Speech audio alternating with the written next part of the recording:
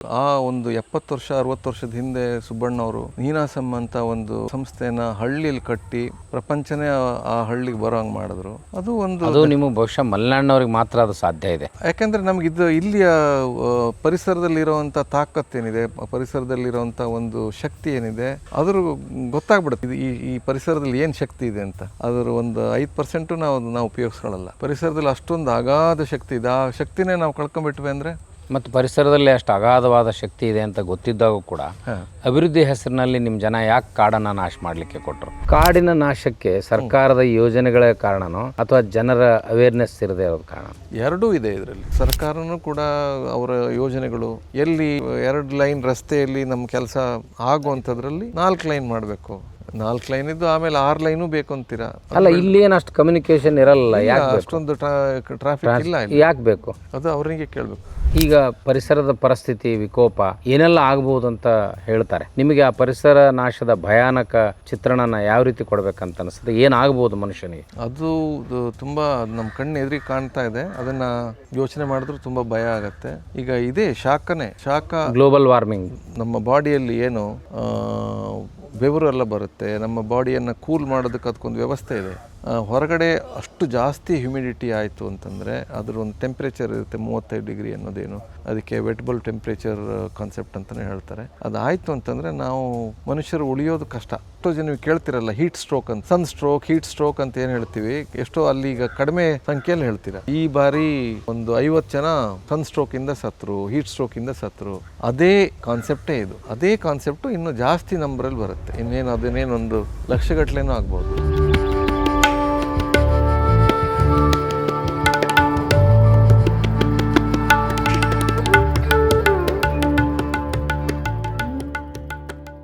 ಆತ್ಮೀಯರೇ ನಮಸ್ಕಾರ. ಶರಣಾರ್ಥಿ. ಮನುಷ್ಯನಿಗೆ ಪ್ರಕೃತಿ ಬಹಳಷ್ಟು ಮುಖ್ಯ ಅಂತ ನಾವು ಮಾತಾಡ್ತೇವೆ. ಇವತ್ತು ಪರಿಸರ ತನ್ನ ಅಸ್ತಿತ್ವವನ್ನು ಕಳೆದುಕೊಳ್ಳಲಿಕ್ಕೆ ಮನುಷ್ಯನ ವಿಪರೀತವಾದ ಸ್ವಾರ್ಥವೇ ಕಾರಣ. ಇಂಥ ಸಂದರ್ಭದಲ್ಲೂ ಕೂಡ ತುಂಬ ಅಪರೂಪ ಎನ್ನುವಂತೆ ಮಲೆನಾಡಿನಲ್ಲಿ ಅನೇಕರು ಪರಿಸರಕ್ಕೆ ಸಂಬಂಧಿಸಿದಂಥ ಕೆಲಸಗಳನ್ನು ಮಾಡ್ತಾ ಇದ್ದಾರೆ. ಅದರಲ್ಲೂ ಮುಖ್ಯವಾಗಿ ಅರುಣ್ ಕುಮಾರ್ ಅವರು ವೃತ್ತಿಯಿಂದ ಕಲಾವಿದರು. ಏನೇನೋ ಸಾಹಸಗಳನ್ನು ಮಾಡಿ ದೇಶ ವಿದೇಶಗಳನ್ನು ಸುತ್ತಿದವರು. ತಮ್ಮ ಮಲೆನಾಡಿನ ಪರಿಸರದಲ್ಲಿಯೇ ಒಂದು ಸುಂದರವಾದ ಪರಿಸರ ತರಬೇತಿ ಕೊಡುವಂಥ ಒಂದು ಕೇಂದ್ರವನ್ನು ಕಟ್ಟಿಕೊಂಡು ಸಾರಾ ಸಂಸ್ಥೆಯ ಮೂಲಕ ಅದ್ಭುತವಾದ ಕೆಲಸಗಳನ್ನು ಮಾಡಿದ್ದಾರೆ. 2 ದಿನ ಈ ಪರಿಸರದಲ್ಲಿ ಕಳೆದ ಮೇಲೆ ಇವತ್ತಿಗೂ ಕೂಡ ಪರಿಸರ ಕಾಳಜಿ ಇದ್ದವರು ಇದ್ದಾರೆ ನಮ್ಮ ಜೊತೆ ಅನ್ನೋದೇ ಸಂತೋಷದ ವಿಷಯ. ನಾನು ಅವರನ್ನು ಮಾತಿಗೆ ಆಹ್ವಾನಿಸ್ತೇನೆ. ನಮಸ್ಕಾರ ಸರ್.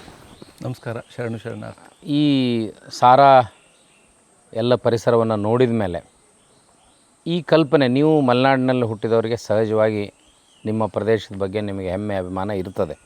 ಆದರೆ ಈಗ ಜಾಗತೀಕರಣದ ಸಂದರ್ಭದಲ್ಲಿ ಪರಿಸರ ನಾಶದ ಹೊತ್ತಿನಲ್ಲಿ ನೀವು ದೆಹಲಿ ಅಂಥ ಪ್ರದೇಶದಲ್ಲಿ ಇದ್ದಾಗ ಕೂಡ ಇಲ್ಲಿ ಈ ರೀತಿಯ ಒಂದು ಹೊಸ ಕೇಂದ್ರವನ್ನು, ಯುವಕರಿಗೆ ಪರಿಸರದ ಬಗ್ಗೆ ಅರಿವು ಮೂಡಿಸುವಂಥ ಕೇಂದ್ರವನ್ನು ಸ್ಥಾಪಿಸಬೇಕು ಅಂತ ಯಾಕೆ ಅನ್ನಿಸ್ತು? ನಾನು ಈ ಭಾಗದಲ್ಲೇ ಹುಟ್ಟಿ ಬೆಳೆದವನು, ಇದೇ ನೆಲದಲ್ಲಿ ಹುಟ್ಟು ಬೆಳೆದವನು. ನಾನು ಚಿಕ್ಕಂದಿನಿಂದ ಈ ಜಾಗನ ಇನ್ನೂ ತುಂಬ ದಟ್ಟವಾಗಿ ನೋಡಿದ್ದವನು. ನಾನು ಮಧ್ಯೆ ಒಂದು 30 ವರ್ಷ ಅಂತ ಹೇಳ್ಬೋದು. 30 ವರ್ಷದಲ್ಲಿ ತುಂಬ ಬದಲಾವಣೆ ಆಗೋಯ್ತು. ನೀವೆಲ್ಲರೂ ನೋಡಿದಂಗೆ ಎಲ್ಲ ಕಡೆಯೂ ಅಷ್ಟೇ ಬದಲಾವಣೆ ಆಯಿತು, ಇಲ್ಲೂ ಅಷ್ಟೇ ಬದಲಾವಣೆ ಆಯಿತು. ಬದಲಾವಣೆಗಳಿಗೆ ಭಾಳಷ್ಟು ಕಾರಣಗಳಿದೆ. ಅದೇ ಸಮಯದಲ್ಲಿ ನಾನು ಹೊರಗಡೆ ಬರೋಡಾ, ಡೆಲ್ಲಿ ಅಂಥ ಜಾಗದಲ್ಲಿ ನನ್ನ ಕಲಾ ಅಭ್ಯಾಸ ಮತ್ತು ಅದನ್ನು ಪ್ರಾಕ್ಟೀಸ್ ಮಾಡೋದಕ್ಕೆ ನಾನು ಹೊರಗಡೆ ಹೋದೆ. ಆವಾಗ ಮಧ್ಯೆ ಬಂದು ಹೋಗ್ತಾ ಇದ್ದೆ ನಾನು. ಅದ್ರ ಜೊತೆಗೆ ಊರಿನ ನಂಟು ಅಷ್ಟೇ. ಯಾಕೆಂದರೆ ಇಲ್ಲಿದ್ದಂಥ ಪರಿಸರ ಸಮೃದ್ಧಿ ಬೇರೆ ಎಲ್ಲೂ ನಾನು ನೋಡಿಲ್ಲ. ಎಷ್ಟೆಲ್ಲ ಹೊರಗಡೆ ಓಡಾಡಿದ್ರು, ಡೆಲ್ಲಿ ಅಂಥ ಜಾಗದಲ್ಲಿ ಹೋದರು, ಇಲ್ಲಿ ಇದ್ದಷ್ಟು ಪರಿಸರ ಸಮೃದ್ಧಿ ನಾನೇನು ಚಿಕ್ಕಂದಿಂದ ನೋಡಿದವನು ಅದನ್ನೆಲ್ಲೂ ನಾನು ನೋಡೋಕ್ಕಾಗಲಿಲ್ಲ. ಆವಾಗ ಅದರ ಬೆಲೆ ಜಾಸ್ತಿ ಆಯಿತು. ಅದೇ ಸಮಯದಲ್ಲಿ ನಾನು ಹುಟ್ಟಿದ ಜಾಗದಲ್ಲಿ ನಮ್ಮ ಪರಿವಾರಕ್ಕೆ ಇದೇನು ಬಳ್ಳುವಳಿಯಾಗಿ ಬಂದಿರೋಂಥ ಜಾಗ ಸ್ವಲ್ಪ ಅದು ತುಂಬ ಬರಡಾಗಿ ಅಲ್ಲಿ ಮರ ಗಿಡಗಳೆಲ್ಲ ಖಾಲಿಯಾಗಿ ನಮ್ಮ ತಂದೆ ಅದನ್ನು ಶುಂಠಿ ಒಣಸೋದಕ್ಕೆ ಕೊಟ್ಟಿದ್ರು. ಅಷ್ಟು ಬಯಲಾಗಿ ಹೋಗಿತ್ತು. ಅದನ್ನು ನೋಡಿ ನನಗೆ ಭಾಳ ಬೇಜಾರಾಯಿತು. ಅದು ನನ್ನ ಜವಾಬ್ದಾರಿ ಬಗ್ಗೆ ನನಗೆ ಅರಿವಾಯಿತು. ಅದರ ಅಷ್ಟು ಆಗೋದಕ್ಕೆ ಕಾರಣ ನಾನು ಒಂದು ಕಾರಣ ಅಂತ ನನಗೆ ಅರಿವಾಗಿದ್ದು.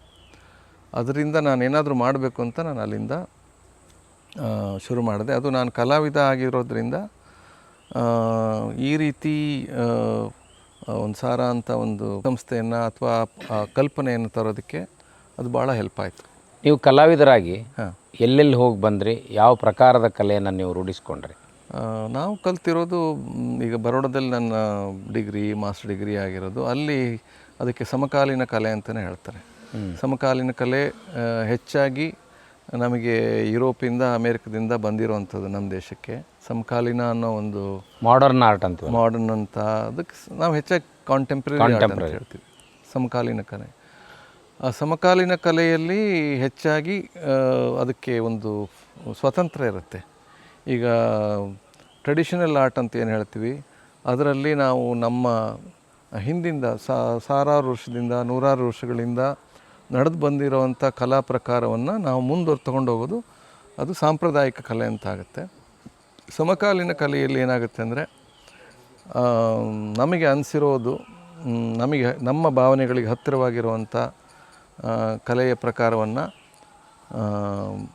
ನಾವೇ ಅದನ್ನು ಬೆಳೆಸ್ಕೊಂಡು ನಮ್ಮದೇ ಆದಂಥ ಶೈಲಿಯನ್ನು ರೂಪಿಸ್ಕೊಳ್ಳೋದು ಸಮಕಾಲೀನ ಕಲೆಯ ಒಂದು ಇದು. ಅದರಲ್ಲಿ ಇದೆಲ್ಲ ಬರುತ್ತೆ. ನಾವು ನಮಗೆ ಕಂಡಿರುವಂಥ ಒಂದಷ್ಟು ಇಶ್ಯೂಗಳು ಏನಿದೆ, ಈಗ ಪರಿಸರ ಅದು ಅದನ್ನು ಸಮಸ್ಯೆ ಅಂತಲೇ ಹೇಳ್ಬೋದು. ಅದು ನಮಗೆ ತುಂಬ ಕಾಡುವಂಥ ಒಂದು ವಿಷಯ. ಅದು ಅಂದರೆ ಚೆನ್ನಾಗಿದ್ದರೂ ಅದು ಒಂದು ರೀತಿಯಲ್ಲಿ ಕಾಡುತ್ತೆ, ಚೆನ್ನಾಗಿಲ್ಲ ಅಂದ್ರೂ ಕಾಡುತ್ತೆ. ಚೆನ್ನಾಗಿದ್ದು ಹೇಗೆ ಕಾಡುತ್ತೆ ಅಂದರೆ ಅದ್ರ ವಿಸ್ಮಯದ ಬಗ್ಗೆ ನಮ್ಮನ್ನು ಕಾಡಿಸುತ್ತೆ. ಚೆನ್ನಾಗಿಲ್ಲ ಅಂತಂದರೆ ಆ ವಿಸ್ಮಯನ ಕಳ್ಕೊಂಬಿಟ್ವಲ್ಲಪ್ಪ ಅನ್ನೋ ಒಂದು ಇದರಿಂದ ನಾವು ಅದು ನಮ್ಮನ್ನು ಕಾಡುತ್ತೆ. ಅದನ್ನೇ ಒಂದು ವಿಷಯವಾಗಿ ಅದ್ರ ಜೊತೆಗೆ ಈ ಭಾಗದಲ್ಲಿ ಇರುವಂಥ ರೈತಾಪಿ ವರ್ಗ ಏನಿದೆ, ರೈತಾಪಿ ವರ್ಗಕ್ಕೂ ಪರಿಸರಕ್ಕೂ ಇರುವಂಥ ಸಂಬಂಧ ಏನು, ರೈತಾಪಿ ವರ್ಗ ಯಾಕೆ ಸೋಲ್ತಾ ಹೋಯಿತು. ಈಗ ನಮ್ಮ ಮನೆಯೇ, ನಮ್ಮ ಕುಟುಂಬನೇ ತಗೊಂಡ್ರೆ ಅದು ರೈತಾಪಿಯ ಒಂದು ಕಸುಬಲ್ಲಿ ಸೋತಿರೋದು, ಅಂದರೆ ಪೂರ್ತಿ. ಅದಕ್ಕೆ ಕಾರಣ ನೀವು ಬೇರೆ ಬೇರೆ ಕಾರಣಕ್ಕೆ ಉದ್ಯೋಗಕ್ಕಾಗಿ ಚದರಿ ಹೋದ್ರಲ್ಲ, ನಿಮ್ಮ ಹಿರಿಯರ ನಂತರ ಅದನ್ನು ಮುಂದುವರಿಸ್ಕೊಂಡು ಹೋಗಲಿಕ್ಕೆ ಇಲ್ಲದೇ ಇರೋದು ಒಂದು ಕಾರಣ ಇರೋದು. ಹೌದು, ಅದೇ ಅದು ಒಂದು ಕಾರಣ.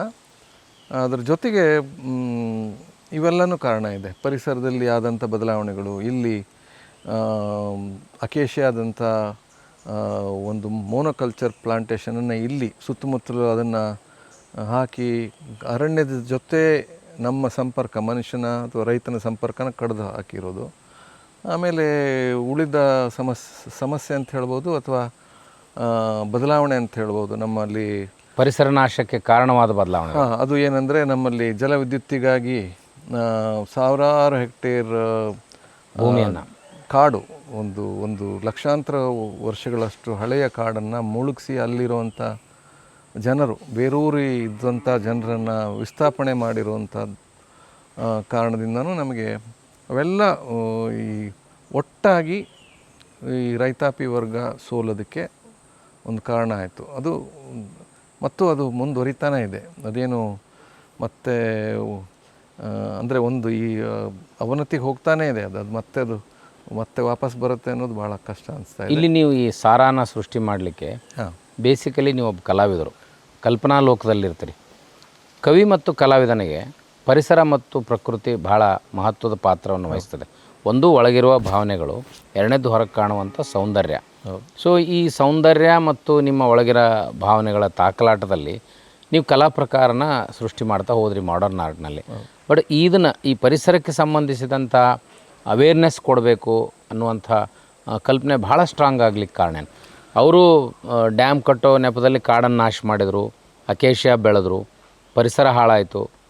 ಈ ಮಲೆನಾಡಿನಲ್ಲಿ ಮೊದಲು ಹೇಗೆ ಮಳೆ ಇಲ್ಲ. ಸೊ ಇದೆಲ್ಲ ಬಹುಚರ್ಚಿತ ವಿಷಯ. ನೀವು ಈ ಥರದ ಅಪರೂಪದ ಇನಿಷಿಯೇಷನ್ ಯಾಕೆ ತೊಗೊಂಡ್ರೆ? ಅದೇ ಕಾರಣ ಏನಂತಂದರೆ, ನಮ್ಮ ಕುಟುಂಬ ಯಾವ ರೀತಿ ಮೂಲ ಕಸುಬಲ್ಲಿ ಸೋತು ಹೋಗಿರುವಂಥದ್ದು, ಅದ್ರ ಬಗ್ಗೆ ಚಿಂತನೆ ನಮ್ಗೆ ಶುರುವಾಯಿತು. ಯಾಕೆ ಸೋಲ್ತು? ಅದು ಬರೀ ನಮ್ಮ ಒಂದು ಕುಟುಂಬ ಅಷ್ಟೇ ಅಲ್ಲ, ನಮ್ಮ ಅಕ್ಕಪಕ್ಕದ್ದು ಅಥವಾ ಹಾಗೆ ನೋಡ್ತಾ ಹೋದರೆ ನಮ್ಮ ಭಾರತದಲ್ಲಿ ಎಲ್ಲೆಲ್ಲಿ ನೀವು ಎಲ್ಲೆಲ್ಲಿ ಹೋಗ್ತೀರಾ ಅಲ್ಲೆಲ್ಲನೂ ಇದೇ ಕಥೆನೇ. ಅದೆಲ್ಲದನ್ನು ಸೇರಿಸಿ ಆಮೇಲೆ ನಮಗಿರೋದೊಂದಷ್ಟು ತುಂಡು ಜಮೀನಲ್ಲಿ ನಾವು ಇನ್ನೇನು ಮಾಡೋದಕ್ಕಿದೆ, ಅದನ್ನು ಮತ್ತೆ ಏನು ಕಳ್ಕೊಂಡು ಹೋಗಿದ್ದೀವಲ್ಲ ಅದನ್ನು ಮತ್ತೆ ಹುಡುಕೋದಕ್ಕೆ ಶುರು ಮಾಡೋದಕ್ಕಾಗಿ ಈಗ ಗಿಡ ಮರಗಳನ್ನೇ ಒಂದಷ್ಟು ಇಲ್ಲಿ ಏನಿತ್ತು ಮೂಲವಾಗಿ ಏನೇನಿದ್ದು ಅದಕ್ಕೇನು ಎಂಡೆಮಿಕ್ ಅಂತ ಹೇಳ್ತೀವಿ, ಆ ಗಿಡಗಳನ್ನೆಲ್ಲ ಇಲ್ಲಿ ಮತ್ತೆ ತಂದು ನೋಡೋವಂಥ ಅದನ್ನು ಬೆಳೆಸೋವಂಥದ್ದು ಒಂದಷ್ಟು ನಮಗೆ ಅಲ್ಲ. ಬಟ್ ಅದು ರಿಸ್ಕಿ ಅಲ್ಲ. ನೀವು ಕಲಾವಿದರಾಗಿ ದುಡಿಯೋದನ್ನು ಬಿಟ್ಟು this is all impossible task. ಯಾಕಂದ್ರೆ ಇದಕ್ಕೆ ಭಾಳ ಕಷ್ಟಪಡಬೇಕಾಗತ್ತೆ.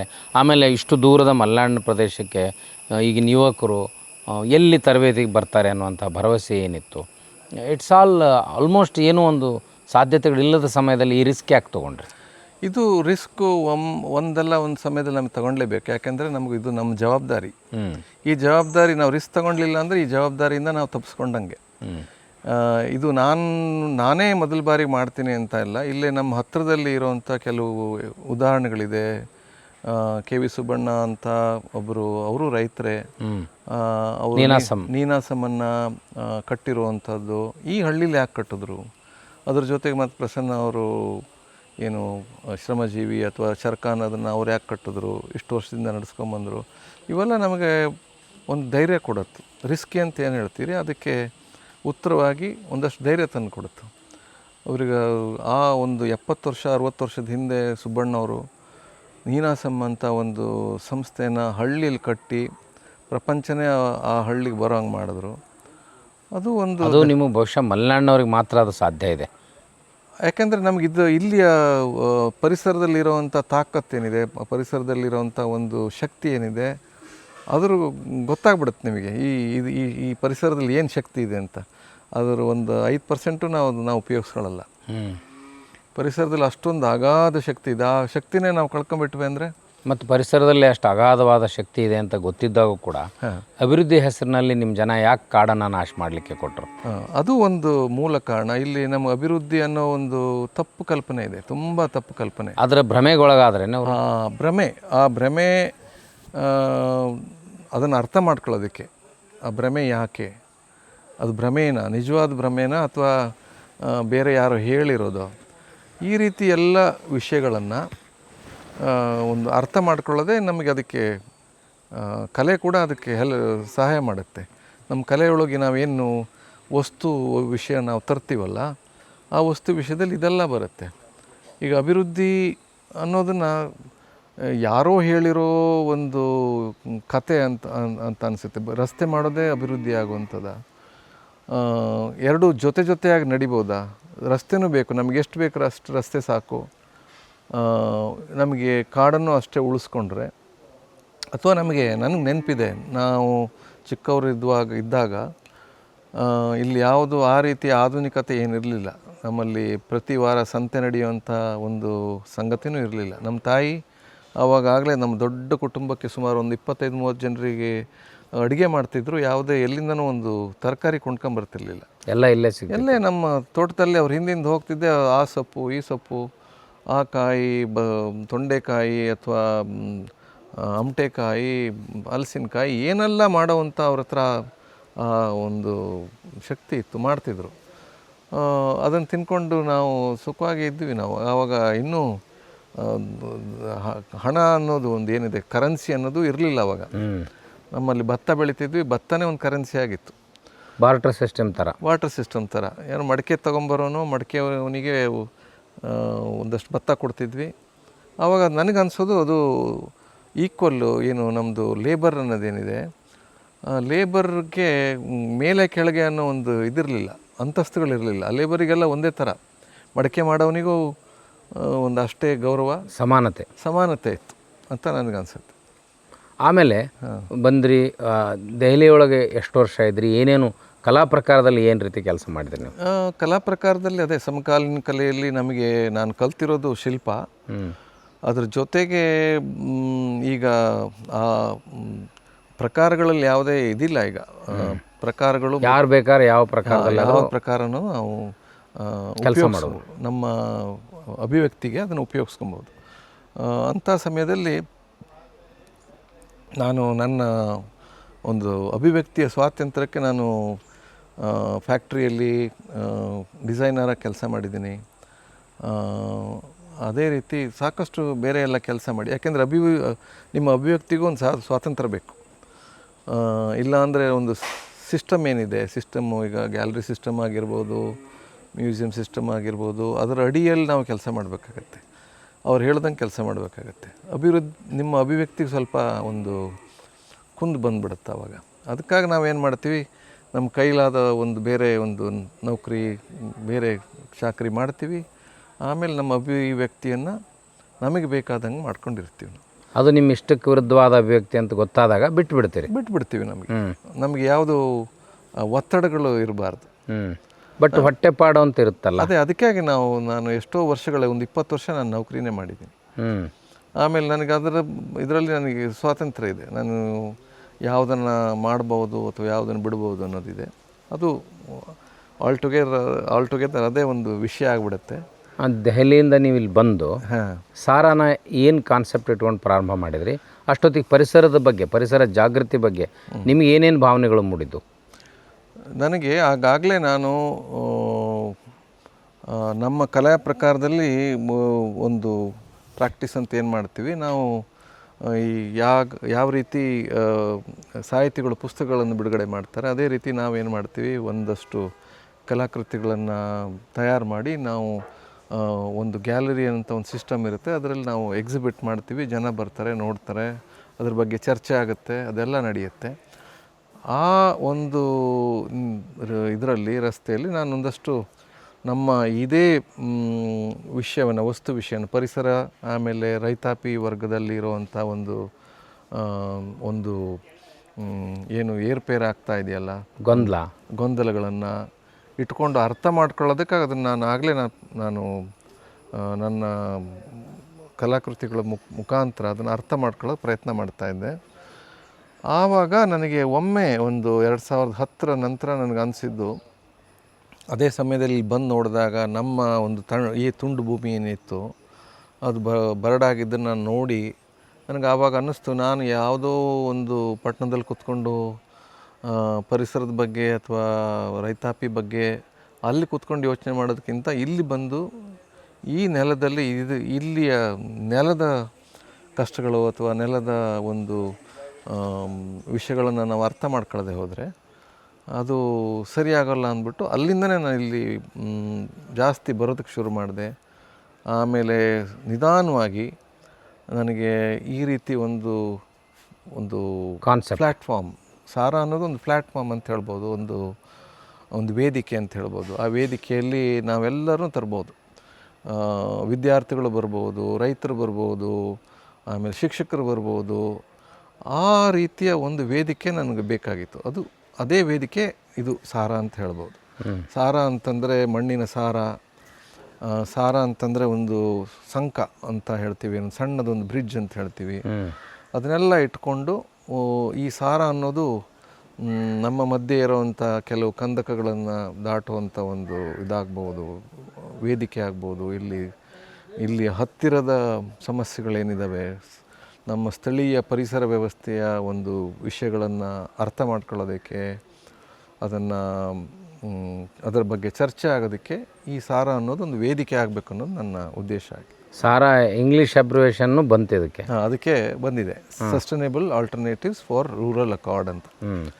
ಈಗ ಆಲ್ಟರ್ನೇಟಿವ್ಸ್ ಅನ್ನೋದು ಒಂದು, ಸಸ್ಟೈನೇಬಲ್ ಅನ್ನೋದೊಂದು ತುಂಬ ಬಳಸಿದ ಪದ, ಆಲ್ಟರ್ನೇಟಿವ್ಸ್ ಅನ್ನೋದು ಒಂದು ಕಡಿಮೆ ಬಳಕೆಯಲ್ಲಿರುವಂಥದ್ದು. ಈಗ ಒಂದು ವ್ಯವಸ್ಥೆ ಇದೆ ಅಂತಂದರೆ ಅದು ವ್ಯವಸ್ಥೆ ಕೆಟ್ಟೋಗಿದೆ ಅಂತಂದರೆ ಅದಕ್ಕೊಂದು ಪರ್ಯಾಯ ವ್ಯವಸ್ಥೆನೂ ಆಗ್ಬೋದು.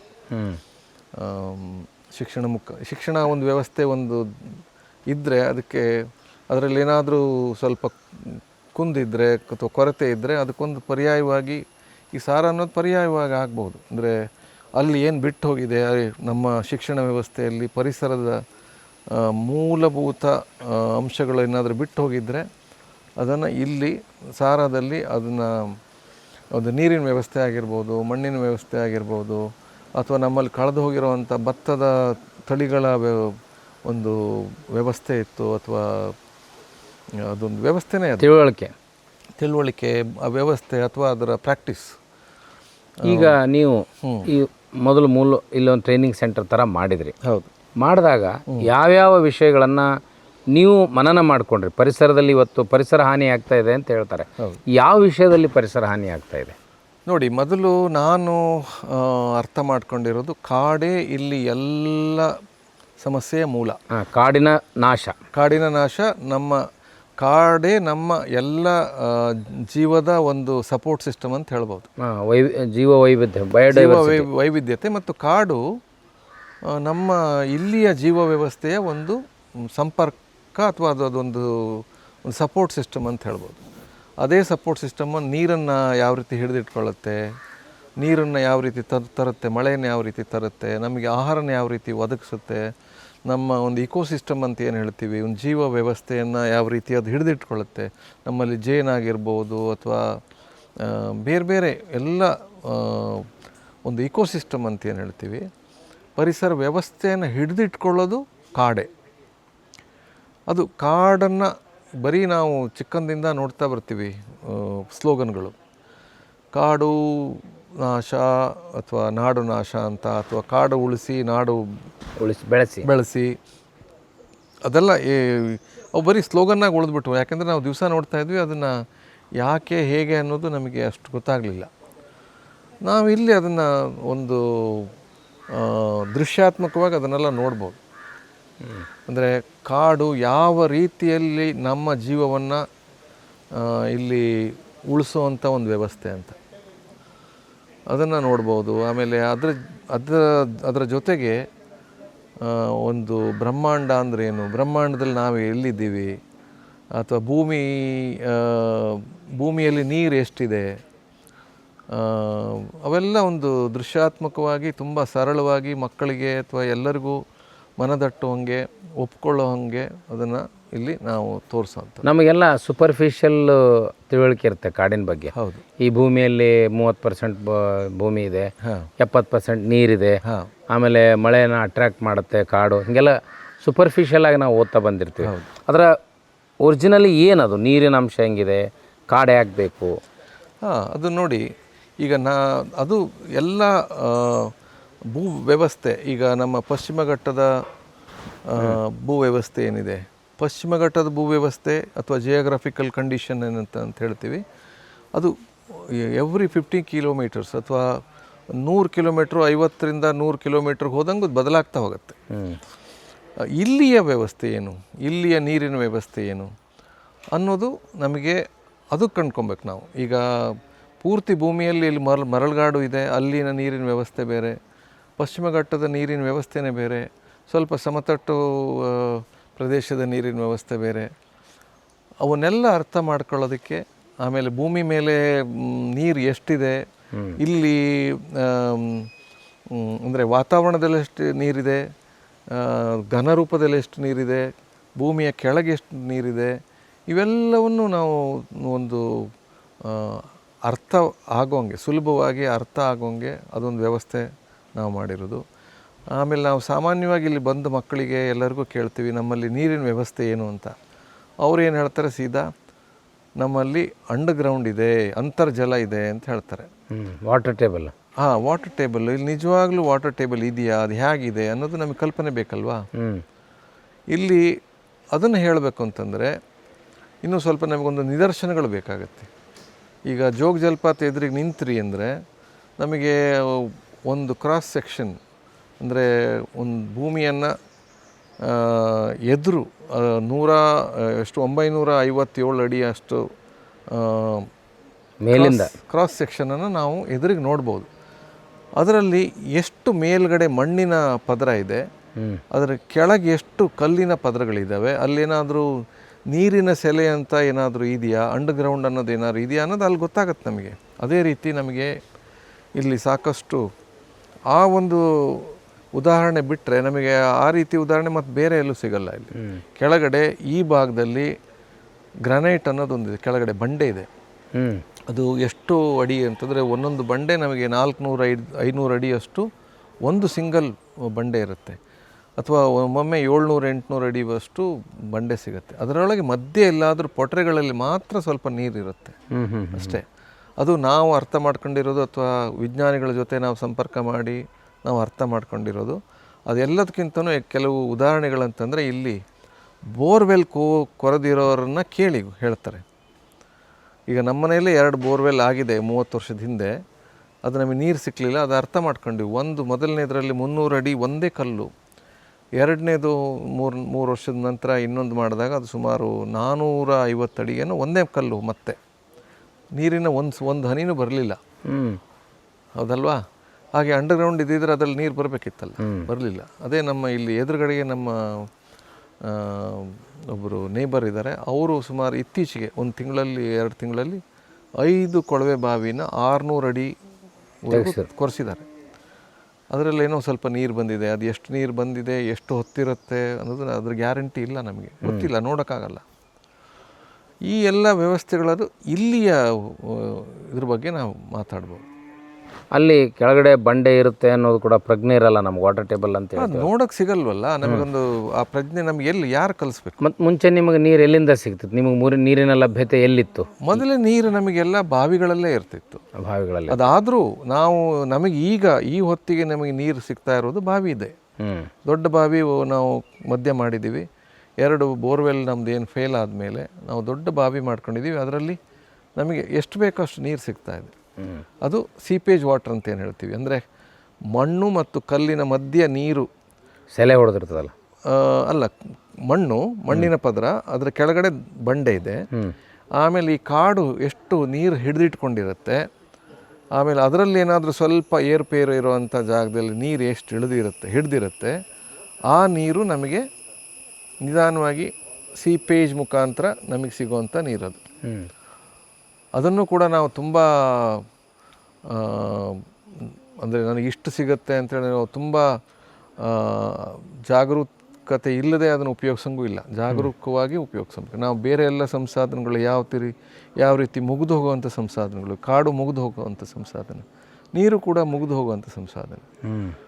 ಅದ್ರ ಜೊತೆಗೆ ಮತ್ತೆ ಮಣ್ಣು, ನೀರು, ಕಾಡು ಮತ್ತು ಮಣ್ಣು, ಅದು ಕೂಡ ಅಷ್ಟೇ ಉಪಯುಕ್ತ ನಮಗೆ. ಆ ಮಣ್ಣು ಈಗ ಕಾಡಿಲ್ಲ ಅಂತಂದ ತಕ್ಷಣವೇ ಮಳೆ ಬಂದಿದ್ದೆಲ್ಲ ಅದರಲ್ಲಿರುವಂಥ ನ್ಯೂಟ್ರಿಯೆಂಟ್ಸ್ನೆಲ್ಲ ಅದು ತೊಳ್ಕೊಂಡು ಹೋಗ್ಬಿಡುತ್ತೆ.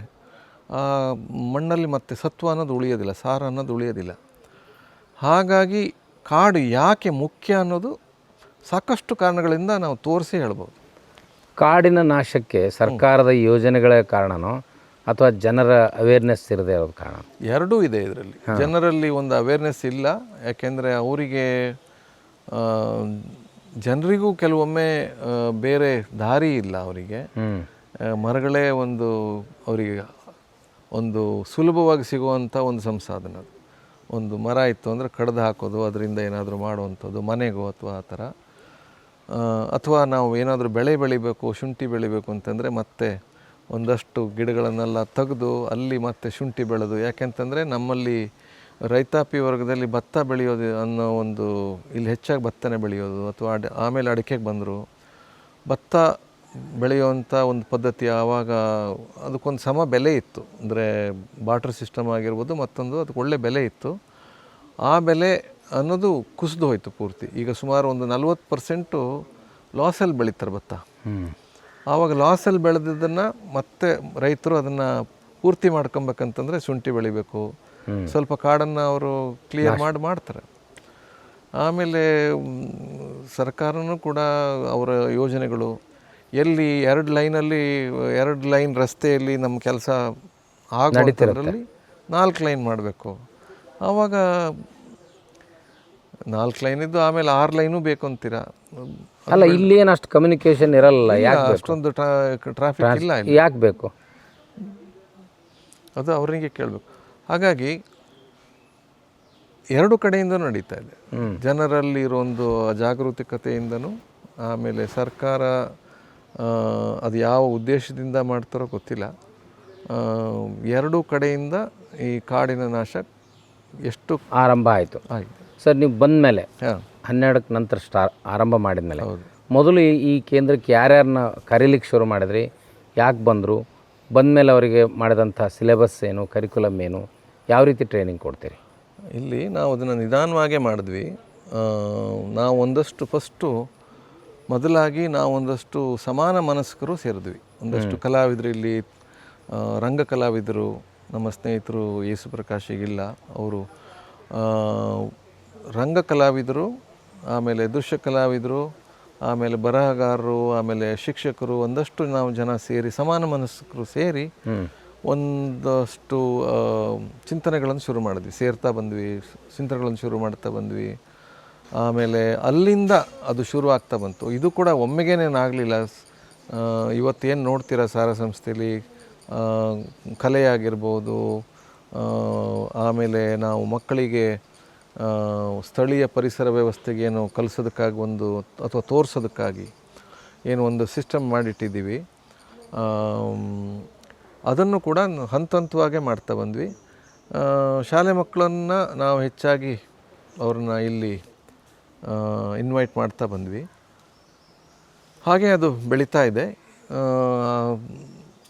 ಒಂದಲ್ಲ, ಸಾಕಷ್ಟು ರೀತಿಯಲ್ಲಿ ನಾವು ಈ ಕೇಂದ್ರದ ಮುಖಾಂತರ ನಾವು ಸಂಪರ್ಕ ಕಲ್ಪಿಸ್ತಾ ಇದ್ದೀವಿ. ಎಷ್ಟು ವಿದ್ಯಾರ್ಥಿಗಳು ಬಂದರು, ಯಾವ ಪ್ರಕಾರದ? ಈಗ ನಿಮಗೆ ಒಂದು ಸಣ್ಣ ಉದಾಹರಣೆ ಹೇಳಬೇಕಂತಂದರೆ, ಕಳೆದ ನವೆಂಬರ್ ಇಂದ ಈ ಫೆಬ್ರವರಿಗೆ 3 ತಿಂಗಳಲ್ಲಿ ಸುಮಾರು 3,000 ಮಕ್ಕಳು ಬಂದೋಗಿದ್ದಾರೆ.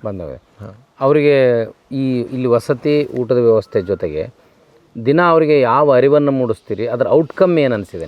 ಇದರಲ್ಲಿ 2-3 ಥರದ್ದಿದೆ. ಈಗ ದಿನ ಬಂದು ಹೋಗೋ ಮಕ್ಕಳು ಇರ್ತಾರೆ. ಬೆಳಗ್ಗೆ ಬಂದು ಶಾಲೆ ಶಿಕ್ಷಕರ ಜೊತೆಗೆ ಬಂದು ಸಂಜೆವರೆಗೂ ಇದ್ದು ಎಲ್ಲ ನೋಡಿಕೊಂಡು, ಇಲ್ಲಿ ಹೊರಗಡೆ ಇರುವಂಥ ಗಿಡ ಮರಗಳ ವ್ಯವಸ್ಥೆನೂ ಏನು ಕಾಡಿನ ಒಂದು ವ್ಯವಸ್ಥೆ ಮಾದರಿ ಇದೆ, ಅದನ್ನು ಕಾಡಿನ ಮಾದರಿ ಅದರೊಳಗೆ ಹಣ್ಣು ಕಾಯಿ ನಮಗೇನು ತುಂಬ ಹಿಂದೆ ಸಿಗ್ತಾ ಇತ್ತು ಅದನ್ನೆಲ್ಲ ಇಲ್ಲಿ ಸೇರಿಸ್ತಾ ಇದ್ದೀವಿ, ಒಟ್ಟು ಬೆಳೆಸ್ತಾ ಇದ್ದೀವಿ. ಅದನ್ನು ನೋಡ್ತಾರೆ. ಅದರ ಜೊತೆಗೆ ಮತ್ತು ಸ್ಥಳೀಯ ಪರಿಸರ ವ್ಯವಸ್ಥೆ, ನೀರಿನ ವ್ಯವಸ್ಥೆ, ಮಣ್ಣಿನ ಒಂದು ಮಾದರಿಗಳು, ಕಲ್ಲಿನ ಮಾದರಿಗಳು, ನಮ್ಮ ದೈನಂದಿನ ಜೀವನದಲ್ಲಿ ಏನೇನು ನಮ್ಗೆ ಕಂಡು ಬರುತ್ತೆ, ಆಮೇಲೆ ಭತ್ತದ ತಳಿಗಳ ಬಗ್ಗೆ ಇವೆಲ್ಲ ಇಲ್ಲಿ ಒಂದು ಪರಿಚಯ ಆಗುತ್ತೆ ಅವರಿಗೆ. ಇದು ಅವರಿಗೆ ಹೋಗ್ಬೇಕಾದ್ರೆ ಪರಿಸರ ಉಳಿಬೇಕು, ಕಾಡು ಉಳಿಬೇಕು, ನೀರಿನ ಮಹತ್ವ, ಅರಣ್ಯದ ಮಹತ್ವ ಇದೆಲ್ಲ ಅರಿವಿಗೆ ಬರ್ತದ ಅವ್ರ ಭೇಟಿಯಲ್ಲಿ? ಅದು ಒಮ್ಮೆನೇ ಬಂದ್ಬಿಡುತ್ತೆ ಅಂತ ನಾನು ಹೇಳಲ್ಲ. ಅವ್ರ ತಲೆಯಲ್ಲಿ ಒಂದು ಸಣ್ಣ ಬೀಜ, ಒಂದು ವಿಚಾರದ ಬೀಜ ಅಲ್ಲಿ ನಾವು ಹಾಕೋದಕ್ಕೆ ಪ್ರಯತ್ನ ಮಾಡ್ತೀವಿ. ಅದು ನಿಧಾನ ಅವರ ಅದು ಆ ಮಕ್ಕಳು ಇಲ್ಲಿ ಬಂದಾಗ ಕೆಲವು ದೃಶ್ಯಗಳು, ಪ್ರಸಂಗಗಳು ಅವರ ಮನಸ್ಸಲ್ಲಿ ಬಹಳ ದಿವಸ ಉಳಿಯೋ ಥರ ಮಾಡೋದೊಂದಷ್ಟು ವ್ಯವಸ್ಥೆ ಮಾಡಿದ್ದೀವಿ ನಾವು.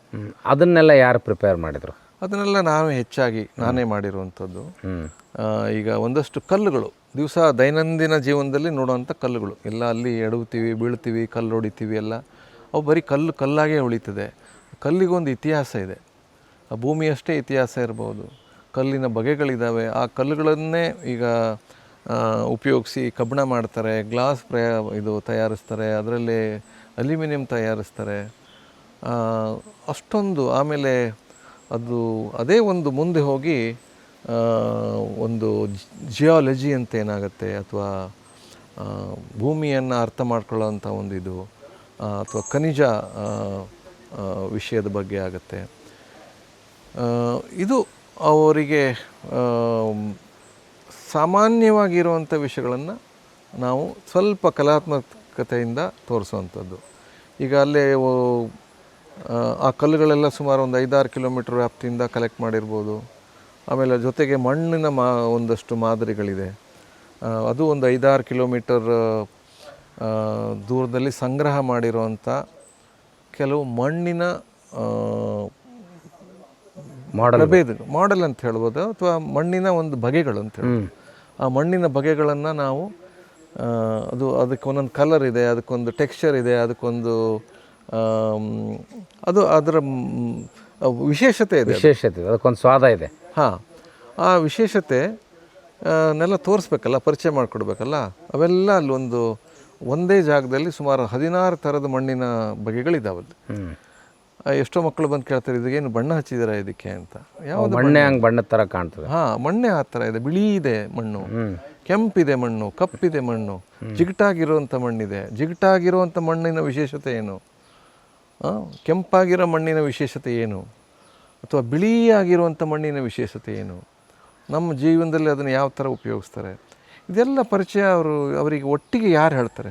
ಇದೆಲ್ಲ ಶಾಲೆಗಳಲ್ಲಿ ಇರುವಂಥ ಒಂದು ವಿಷಯ. ಇದು ಶಾಲೆಗಳಲ್ಲಿ ಇರಬೇಕು. ಈಗ ಪಠ್ಯಕ್ರಮದಲ್ಲಿ ಎಕಾಲಜಿನೂ ಇಲ್ಲ, ಫಾರೆಸ್ಟಿನೂ ಇಲ್ಲ, ಏನು ಭಾಳ ಕಡಿಮೆ ಇದೆ, ಭಾಳ ಕಡಿಮೆ. ಸುಮ್ಮನೆ ಜಾಗ್ರಫಿ ಓದಬೇಕಾದ್ರೆ ಸ್ವಲ್ಪ ಓದ್ತಾರೆ. ಹಾಂ, ಭಾಳ ಕಡಿಮೆ ಇದೆ. ಅದು ಸಾಲಲ್ಲ ನಮಗೆ. ನಮ್ಮ ಇವತ್ತಿನ ಪರಿಸರ ವ್ಯವಸ್ಥೆಯನ್ನು ಅರ್ಥ ಮಾಡ್ಕೊಬೇಕು ಅಂತಂದರೆ ಅದು ಯಾವುದೇ ಕಾರಣದಿಂದ ಸಾಲೋದಿಲ್ಲ ಅದು. ಆಮೇಲೆ ಅದೇ ರೀತಿ ಪರಿಸರದಲ್ಲಿ ಸಾಕಷ್ಟು ವಿಸ್ಮಯಗಳಿದ್ದಾವೆ. ಆ ವಿಸ್ಮಯಗಳನ್ನು ಅರ್ಥ ಮಾಡ್ಕೋತಾ ಅದು ಕಲಿಕೆ. ಆಮೇಲೆ ಅದು ಹಿಂದೆ ತೇಜಸ್ವಿಯವರು ಅಂಥ ಪ್ರಯೋಗವನ್ನು ಪರಿಸರವನ್ನು ಇಟ್ಕೊಂಡು ಲೇಖನಗಳನ್ನು ಮಾಡಿದರು, ಅದ್ರ ಬಗ್ಗೆ ಅರಿವು ಕೊಟ್ಟರು. ನೀನಾಸಂನು ಬಂತು, ಹೆಗ್ಗೋಡು, ಈಗ ಈ ಭಾಗದಲ್ಲಿ ಸಾರ.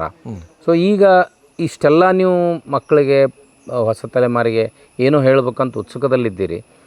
ಅಷ್ಟೇ ವೇಗವಾಗಿ ಇದನ್ನು ನಾಶ ಮಾಡುವಂಥ ಯೋಜನೆಗಳು ಬರ್ತಾವಲ್ಲ, ಇದನ್ನು ಹೇಗೆ ನೀವು ಪ್ರೊಟೆಕ್ಟ್ ಮಾಡ್ತೀರಿ, ಅಥವಾ ಇದು ಯಾವ ರೀತಿ ಪ್ರೊಟೆಕ್ಟ್ ಆಗಬೇಕು? ಇದು ಒಂದೇ ದಾರಿ ಇದೆ ಇಲ್ಲಿ ನಮಗೆ. ಎಲ್ಲಿವರೆಗೂ ನಮಗೆ ಸರಿಯಾದ ಅಂದರೆ ಎರಡನ್ನೂ ಅರ್ಥ ಮಾಡ್ಕೊಬೇಕು. ಈಗ ಅಭಿವೃದ್ಧಿ ಅಂತಂದರೆ ಅಭಿವೃದ್ಧಿನೂ ನಾವು ಸರಿಯಾಗಿ ಅರ್ಥ ಮಾಡ್ಕೊಬೇಕು. ಈ ಅಭಿವೃದ್ಧಿಯಿಂದ ಏನೆಲ್ಲ ಸಾಧ್ಯತೆ ಇದೆ ಅಥವಾ ಏನೆಲ್ಲ ನಾಶ ಆಗುತ್ತೆ, ಎರಡನ್ನೂ ಸಮತೋಲದಿಂದನೂ ನೋಡ್ಬೇಕು ನಾವು. ಈ ಅಭಿವೃದ್ಧಿ ನಮಗೆ ಬೇಕಾ, ಇದು ಅವಶ್ಯಕತೆ ಇದೆಯಾ, ಇದರ ಬದಲಿಗೆ ನಾವು ಏನು ಮಾಡ್ಬೋದು, ಇದನ್ನೆಲ್ಲ ನಾವು ಅರ್ಥ ಮಾಡ್ಕೊಳ್ಳದೆ ನಾವೇನು ಮಾಡೋಕ್ಕೆ ಸಾಧ್ಯನೇ ಇಲ್ಲ. ಈಗ ಪರಿಸರನೂ ಅಷ್ಟೇ. ಇವೆರಡನ್ನೂ ನಾವು ಅರ್ಥ ಮಾಡ್ಕೊಳ್ಳದೆ ಹೋದರೆ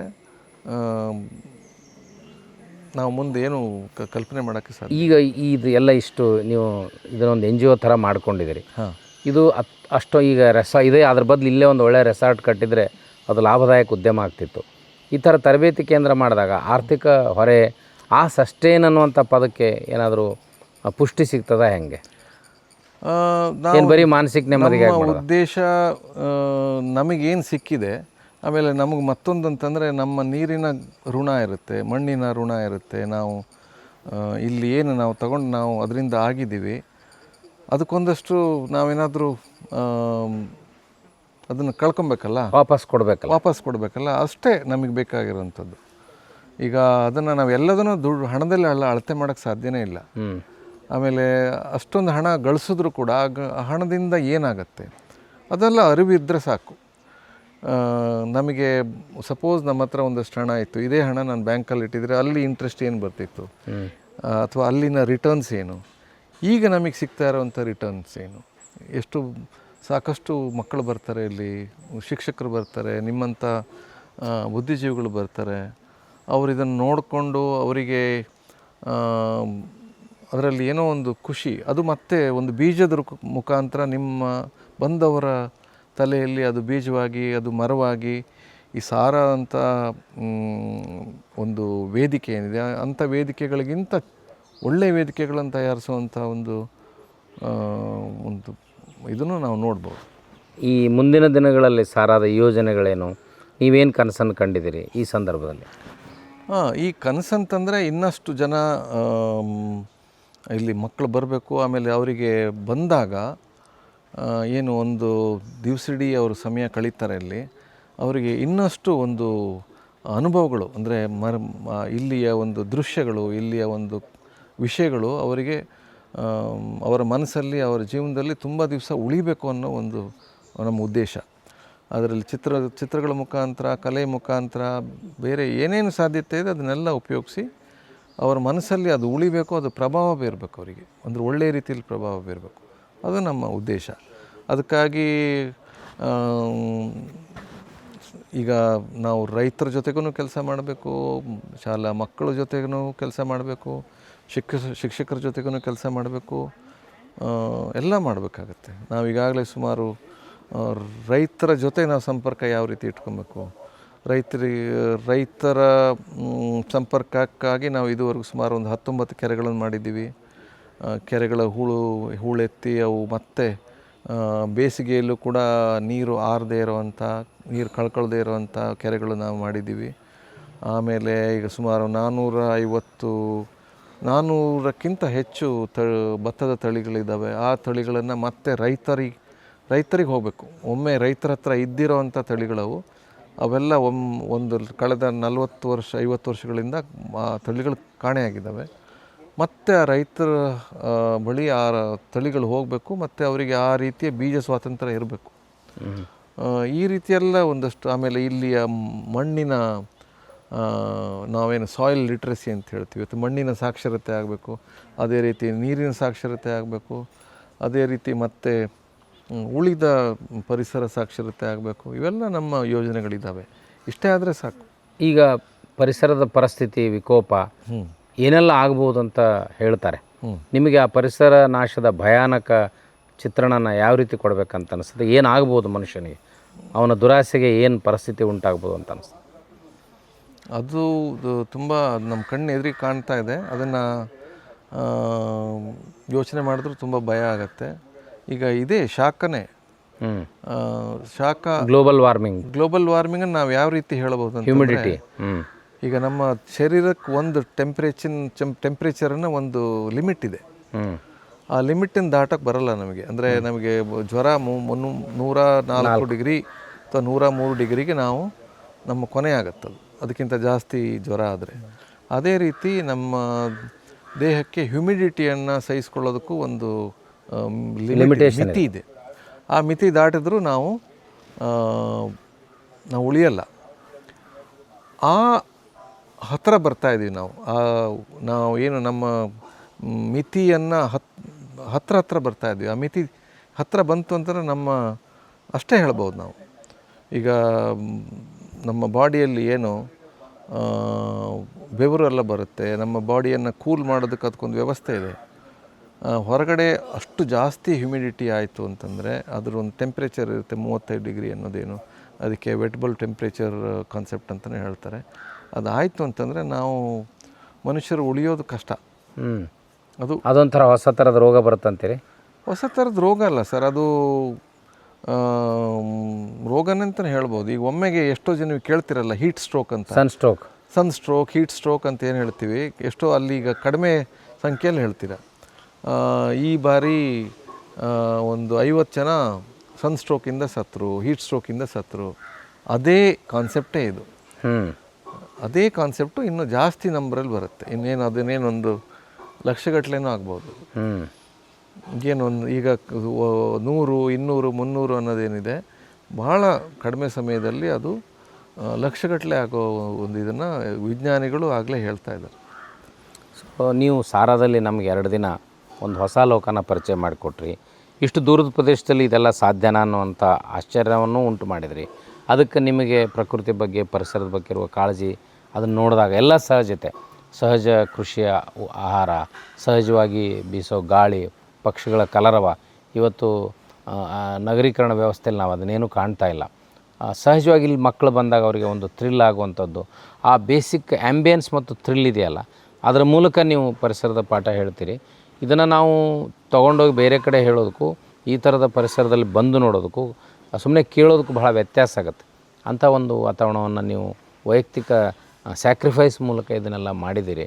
ಇದಕ್ಕೆ ನಿಮ್ಮ ಕುಟುಂಬದ ಸಹಕಾರ ಹೇಗಿದೆ? ಫ್ಯಾಮಿಲಿ ಮೆಂಬರ್ಸ್ ಹೆಂಗೆ ಸ್ಪಂದಿಸ್ತಾರೆ? ಕುಟುಂಬಕ್ಕೆ ಮೊದಲು ತುಂಬ ಅವರಿಗೇನೋ ವಿಚಿತ್ರ ಅನ್ನಿಸ್ತಾ ಇತ್ತು ಅದು.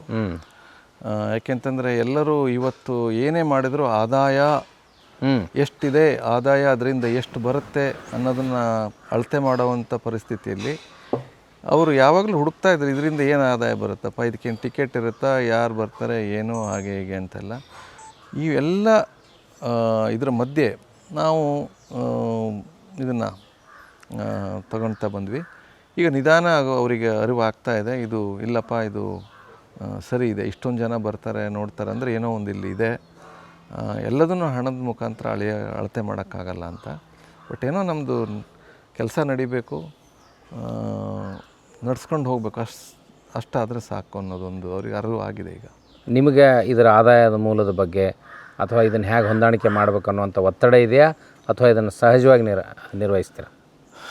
ಒತ್ತಡ ಇದ್ದೇ ಇದೆ. ನಮ್ಮ ಈಗ ಇಲ್ಲಿ ಒಂದಷ್ಟು ಸಿಬ್ಬಂದಿ ಇರುತ್ತೆ, ಒಂದು 5-6 ಜನ ಸಿಬ್ಬಂದಿಗಳಿದ್ದಾರೆ. ಆ ಸಿಬ್ಬಂದಿಗಳಿಗೆ ಯಾಕೆಂದರೆ ಅವ್ರ ಮನೆಯೂ ನಡೆಸಬೇಕು, ಅವರಿಗೆ ಒಂದು ವೇತನಗಳು ಸಿಗಬೇಕು, ಅವರಿಗೂ ಒಂದು ಕನಸಿರುತ್ತೆ. ಅಂಥದ್ರ ಮಧ್ಯೆ ಅವರಿಗೆ ನಮ್ಮ ಮೊದಲ ಆದ್ಯತೆ ಏನಾಗುತ್ತೆ ಅಂದರೆ ಅವರಿಗೆ ಒಂದು ವೇತನಗಳನ್ನು ನಾವು ಗ್ಯಾರಂಟಿ ಮಾಡಿಕೊಡ್ಬೇಕು. ಅಲ್ಲ 1 ವರ್ಷಕ್ಕೆ ಅಥವಾ 2 ವರ್ಷಕ್ಕೆ ಅವರಿಗೆ ಸ್ಯಾಲ್ರಿ ಒಂದು ಆಗಿಬಿಟ್ರೆ ಅವರು ಶಾಲೆ ಮಕ್ಕಳು ಬರ್ತಾರೆ, ತೋರಿಸ್ಕೊಂಡು ಹೋಗ್ತಾರೆ, ಅವರು ಯಾವುದೇ ಚಿಂತೆ ಇಲ್ಲದೆ ಕೆಲಸ ಮಾಡ್ಕೊಂಡು ಹೋಗ್ತಾರೆ ಅನ್ನೋ ಈ ರೀತಿ ಒತ್ತಡಗಳು ಇದ್ದೇ ಇದೆ. ಅದ್ರ ಜೊತೆಗೆ ನನಗೆ ಮತ್ತೊಂದು ಭರವಸೆ ಏನಂತಂದರೆ, ಮೊದಲು ಶುರು ಮಾಡಿದ್ದಲ್ಲಿಂದ ಇಲ್ಲಿವರೆಗೂ ಎಷ್ಟೇ ಕಷ್ಟ ಇದ್ದರೂ ಇಲ್ಲಿವರೆಗೂ ಬಂದಿದ್ದೀವಲ್ಲ, ನನಗೆ ಅದೊಂದು ಧೈರ್ಯ ಇದೆ, ಮುಂದೆ ಇದೇ ರೀತಿ ಮುಂದೆ ಹೋಗ್ಬೋದು ಅಂತ. ಈ ಪರಿಸರಕ್ಕೆ ಸಂಬಂಧಪಟ್ಟಂಥ ಅರಿವಿನ ಕೇಂದ್ರ ಸಾರಾ ಒಂದು ಹೊಸ ಆಕರ್ಷಣೆಯನ್ನು ಈ ಮತ್ತೆ ಮಲೆನಾಡಿನಲ್ಲಿ ತಂದಿದೆ. ಹೀಗೆ ಇದು ನಿಮ್ಮೆಲ್ಲ ಕನಸುಗಳು ನನಸಾಗಲಿ, ಇದಕ್ಕೆ ಸಮಾಜ, ಚಿಂತಕರು, ಶಿಕ್ಷಣ ತಜ್ಞರು, ಪರಿಸರವಾದಿಗಳು ಶ್ರೀರಕ್ಷೆ ಆಗಿರಲಿ ಅಂತ ಹಾರೈಸ್ತೇನೆ. ನಮಸ್ಕಾರ. ನಮಸ್ಕಾರ. Thank you.